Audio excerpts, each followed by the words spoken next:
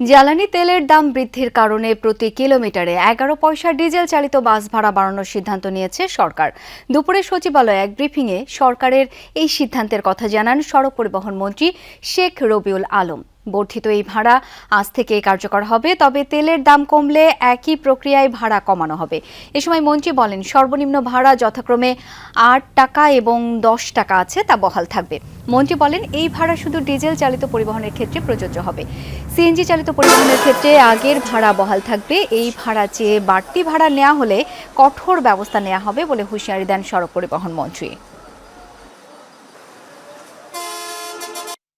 City corporation এরিয়ায় এখন মনে হয় 2 টাকা 42 পয়সা আছে পার কিলোমিটার, সেটা 11 পয়সা যুক্ত হয়ে 2.53 টাকা আপনার হবে, তাতে 4.45% বাড়ছে।